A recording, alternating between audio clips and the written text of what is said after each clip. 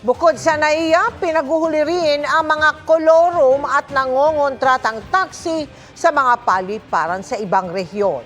Damay din, pati mga habal-habal na may pareho umanong estilo. Nakatutok si Marisol Abduraman. Galing Palawan si Paul at ilang minuto nang nag-aabang ng masasakyang bus nang matsyempohan namin sa NAIA Terminal 3 kanina. Kasi yung past experience namin dito nung isang araw, hanggang EDSA lang kami, 1,000 yung siningil. Kaya, Taxi yun. oo. Kontrata. Matyaga rin nag-aabang ang iba pang pasahero. Medyo mahal po yung taxi na napagtanungan namin dito hanggang PTX 1-50. Yun, bus na lang. Bakit po? Sa budget lang. Masyadong mahal. Pero ang ilan, minsan ay napipilitang sumakay sa mga taxi na nangungontrata. Kasi kung wala man masasakyan, di paya ka na lang doon. Wala na iba. Ibang choice. Ayon mismo sa direktor ng PNP Aviation Security Group, talamak na ang mga taxi na nangungontrata sa halip na magmetro. Kailangan natin ng whole of the nation approach, tulong-tulong, collaboration with them para kahit papaano maibsan natin itong pamimiktiman. Kaya ang ABSI Group naglugsa ng nationwide operation laban sa mga nangungontratang taxi. Eto nakikita ninyo dito sa aking likuran ng mga hilera ng taxi ay ilan lamang sa mga nahuli ng PNP ABSI Group at LTO sa kanilang operasyon nationwide. Laban pa rin dito sa mga taxi driver na nangungontrata. Pinakamaraming nahuli dito sa Metro Manila. Umabot na ito sa 28, kabilang ang 11 nahuli noong June 25. 5 taxi drivers ang nahuli sa Central Visayas at isa sa Davao Region. Nasa 11 naman ang mga nahuling habal-habal. Dahil kolorum na nga, nangungontrata pa. From T1 to T3, yung singil niya is 350 pesos na kung tutusin, wala pa yatang 100 yon. Kawawa naman yung mga pasahero natin. Kanina, itinon over sa LTO ang mga taxi at motorsiklo na nahuli sa operasyon. Merong sindikato talaga dito nagpapatakbo. We will look into that po, ma'am. We will submit reports as soon as obtained po kung may talagang mga tao behind this syndicate. Hinihikayat ng ABSI Group ang publiko na reklamo sa kanila ang labis-labis na paniningil ng mga driver. As long as mabidyohan po nila, mapicturean po yung driver, makuha yung other informations, pwede po nilang ipatawag yan for a show cause. Ipinag-utos din ng Transportation Department ang paglalagay ng malalaking karatula sa NAIA para madali ma-access ng mga pasahero ang libreng interterminal shuttle. Para sa GMA Integrated News, Marisol Abduraman, nakatuto 24 oras. Dahil sa sunod-sunod na mga pag-ulan, ilang pagguho ang naitala sa ilang probinsya sa Luzon at Mindanao. Kaya pinag-iingat ang mga residente at motorista. Nakatutok si Joseph Moro. Nagbagsakan ang malalaking tibak ng bato at lupa sa bahagi ng kasadang ito sa bayan ng Don Marcelino sa Davao Occidental. Ayon sa MDRRMO, lumambot ang lupa dahil sa sunod-sunod na mga pag-ulan bunsod ng habagat. Agad na nagsagawa ng clearing operations. Habagat din ang dahilan ng pag-ulan sa bayan ng Samal sa Bataan at bayan ng Orion. Sa iba pang bahagi ng Luzon, localized thunderstorms ang nakaapekto gaya sa Vintar, Ilocos Norte kung saan nagka-rockslide. Walang nasugatan pero pinag-iingat pa rin ang mga motorista. May pagguho rin sa Banawe, Ifugao. Sa bahagi ng Cannon Road at sa bahagi ng Katlubong sa Bugyas, Benguet, nakataas ang blue alert status sa Cordillera Region at pinag-iingat ang mga residente sa banta ng pagguho ng lupa. Kaya po lagi nating pinapaalalahanan yung mga ka-aliens natin na maging maingat sa ating mga biyahe, sa ating mga kabahayan, sa ating mga komunidad. Mag-evacuate po tayo kung kinakailangan. Bukod sa localized thunderstorms at habagat, nagpapaulan na rin sa Luzon ang low pressure area sa loob ng Philippine Area of Responsibility o PAR. Sa Baguio City, bahagyang bumagal ang daloy ng trapiko sa lugar ngayong araw.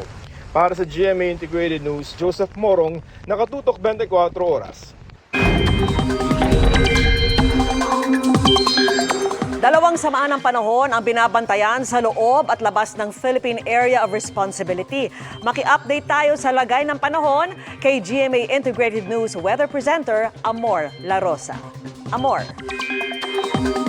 Salamat, Vicky. Mga kapuso, kumpara po kahapon, mas lumapit sa lupa ang low pressure area na nasa loob ng Philippine Area of Responsibility habang patuloy pong magpapaulan yung hanging habagat.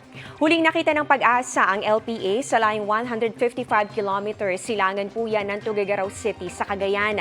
Ayon po sa Pag-asa, nananatiling mataas ang tsansa po nito na maging bagyo sa mga susunod na oras o sa mga susunod na araw. At kapag po naging bagyo na ito, papangalanan po itong Bagyong Bising. Ang ikalawang bagyo ngayong taon, dito po yan sa loob ng Philippine Area of Responsibility.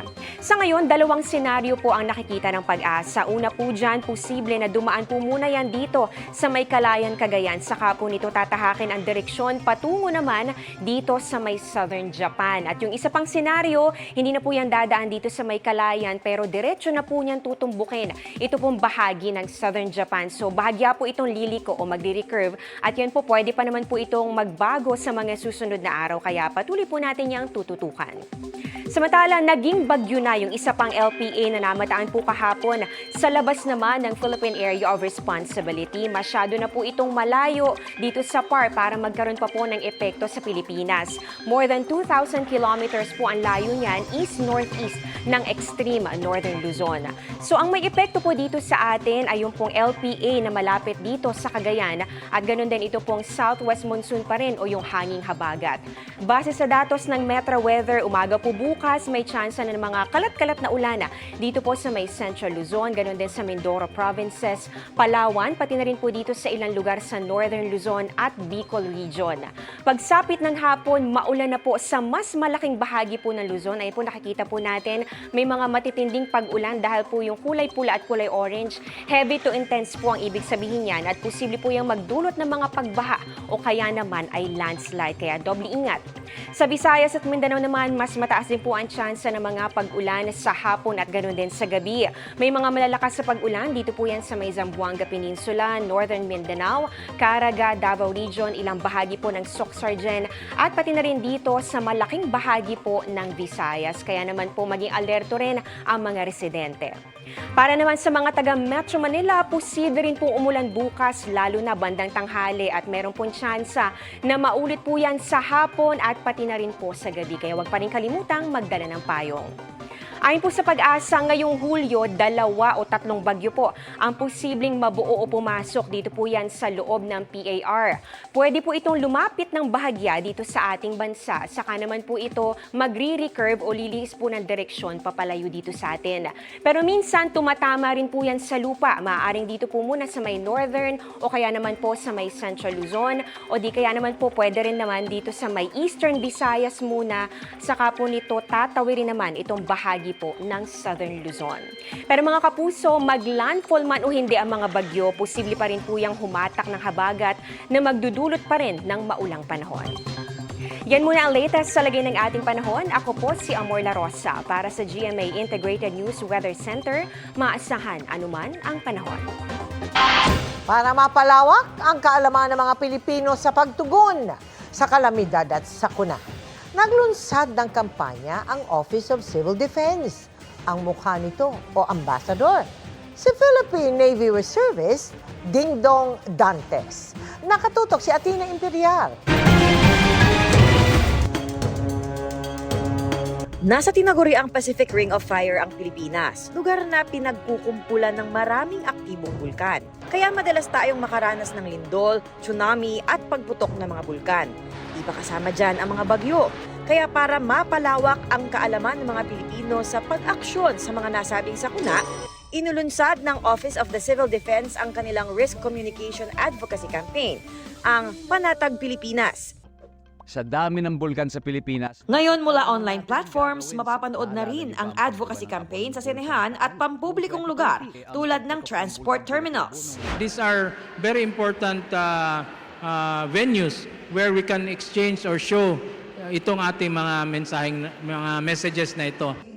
Ang ambassador ng campaign, walang iba kundi si Philippine Navy Reservist Major Jose Sixto Dantes III, mas kilala bilang si Kapuso Primetime King Dingdong Dantes. I appreciate the fact that it is now a multimedia campaign. One of the goals is also to make it accessible, to make it, of course, relatable and not intimidating. Sa programa, binigyang diin ni DOST Secretary Renato Solidum ang paggamit ng science para sa pagiging hands-on sa mga kalamidad. It is with your action that makes science more powerful and practical. The greatest strength lies in knowing when and how to utilize these tools effectively. Sabi naman ng Department of National Defense, mahalagang maging muscle memory ang pagkilos sa panahon ng sakuna para maging ligtas. Our message remains clear and powerful. Alam ng Pinoy ang dapat gawin para maging ligtas sa panahon ng sakuna. These efforts must not only happen during times of disaster, they must begin before disasters strike. Para sa GMA Integrated News, Athena Imperial nakatutok, 24 oras. Kinumpiska ang ilang kariton at food cart na ayon sa MMDA ay sagabal sa isang one-side parking sa Cubao, Quezon City. Nakatutok si Oscar Oida. Samut-saring hambalang ang bumungad sa MMDA nang mag-operate sa 4th Street, Cubao, Quezon City. Mula sa mga sagabal sa bangketa hanggang sa mga iligal na nakaparada. Tila na abuso ang one-side parking sa lugar. Pati kasi kariton at food cart dito na ipinarada. Alis mo ba ngayon yan? Saan mo dadalhin? Wala po. Kailangan po natin alisin. Ang sinasabi po dito, sasakyan, 4-wheel vehicles or 2-wheel vehicles or mga motorsiklo po ito. Hindi po kahulugan ay pwede pong gawing paradahan ng mga kariton, paradahan po ng mga pushcart. So, ano po yan instead of maging parking space po yan, nalilimitahan po yung slots na pwedeng paradahan ng mga kababayan po natin. Kaya kinumpiska ito ng mga enforcer. Sa 2nd Street naman, pinagtatanggal din ang mga sagabal sa bangketa. At tinow ang mga unattended at illegally parked na mga sasakyan. Habang sa 3rd West Street sa West Crame, sinita ang mga tindahang sinakop na ang mga bangketa. Hindi naman po natin pwedeng i-sacrifice ang mobility ng mga sasakyan and also yung passage po ng ating mga pedestrian. So definitely we have to ensure cleared sidewalk, clean sidewalk at obstruction-free na mga kalsada. Nang ikutan naman ng GMA Integrated News ang Chino Roses sa Taguig kahapon, maluwag ang daloy ng trapiko pero may mga namataan pa rin ilang sasakyang nakaparada sa gilid ng kalsada. Tuloy rin ang operasyon ng isang vulcanizing shop. Ayon sa MMDA, di sila mangingiming balik-balikan ang mga pinasadahang lugar hanggat may mga sagabal sa daan. Para sa GMA Integrated News, Oscar Oida nakatutok, 24 oras. Naghain ng reklamong cyber libel sa NBI si Senadora Risa Hontiveros laban sa mga taong nasa likod at sa mga nagpakalat ng anyay mapanirang video ni alias Rene. Ang sagot ng ilan sa mga sinampahan ng reklamo sa pagtutok ni John Consulta. Ang dating iniharap na testigo laban kina dating Pangulong Rodrigo Duterte, Vice President Sara Duterte at Pastor Apollo Kibuloy, binawi ang kanyang testimonya. Sinabi kasi ni Michael Maurilio sa isang video, pinilit lamang siya umano ni Senator Risa Hontiveros na tumestigo noon, bagay na mariing itinanggi ng senadora. Ngayon, inireklamo siya ni Hontiveros sa NBI ng cyber libel. Kasama rin sa sinampahan ni Hontiveros ng reklamo ang pagtanggol valiente social media account na nagpost ng video. Pangunahing layunin ng reklamo, alamin sino o sino-sino ang nasa likod ng pag-produce ng video, 2 video na ni Michael Maurilio. Dahil hanggang ngayon, wala pa rin umaamin. Sinabi dati ni Hontiveros na bago lumabas ang video, humingi sa kanya ng tulong si Maurilio dahil kinidnap umano siya. Nanalangin pa rin ako para sa kanyang kaligtasan. Sana matukoy kaagad ng PNP Davao kung nasan siya at mailigtas. Pero gayunpaman, kailangan na niyang magpaliwanag at managot kung bakit siya nagsisinungaling sa mga video na ito. Pero sa isang Facebook post, muli nagsalita si Maurilio at iginiit na hindi siya kinidnap ng Kingdom of Jesus Christ at hindi rin siya binayaran o pinilit na sabihin ang kanyang mga sinabi sa video. Handa raw siyang tindigan ang kanyang mga naunang sinabi. at pinabubulaanan rin niya ang mga nilabas na umano'y mga patunay na siya ang naunang makipag-ugnayan sa opisina ng senadora. Wala pong katotohanan yung mga claims ni Senador Risa sa kanyang press con. Ito lamang ay pamamaraan ni Senador Risa upang ako ay makuha ulit at patahimikin. Sinusubukan pa naming hingan ng pahayag ang nasa likod ng pagtanggol Valiente social media account. Inireklamo rin ni Ontiveros ang 13 tao na anyay nagpakalat ng umano'y mapanirang video ni Maurilio. Imbestigahan din sa pamamagitan ng reklamo ito, yung mga vlogger na pinamumudmod at dinadagdagan pa ang mga kasinungalingang nakalagay sa mga video ni Michael Maurilio. Hindi ako papayag sa ganitong mga pagsisinungaling, mga mapapanganib na pagsisinungaling, lalo na't ang tinarget ay hindi lang ako. Ang tinarget ay ang mga witnesses, ang tinarget pati mga staff ko, tinarget ang Senado mismo. Naglabas ng pahayag ang ilan sa mga sinampahan ng reklamo. Sinabi ni Trixie Cruz Angeles at Ahmed Pagdilawan na hindi raw nila pinakalat ang video ni Maurilio. Pero nagsagawa sila ng live kung saan tinalakay nila ang mga sinabi ni Maurilio at para daw patas, tinalakay din nila ang tugon ng senadora. Bahagi daw ito ng free speech. Ayon naman kay Sas Rogando Sasot, nalaman lamang niya ang tungkol sa video ni Maurilio sa GMA News. Ganon din daw dapat sa media. Sabi ni Joy Cruz, dapat mag-focus ang senadora sa pagsagot sa mga aligasyon ni Maurilio. Isa daw siyang political observer at may karapatan sa kanyang sariling opinyon. Sinusubukan pa namin makuha ng pahayag ang iba pang sinampahan ng reklamo.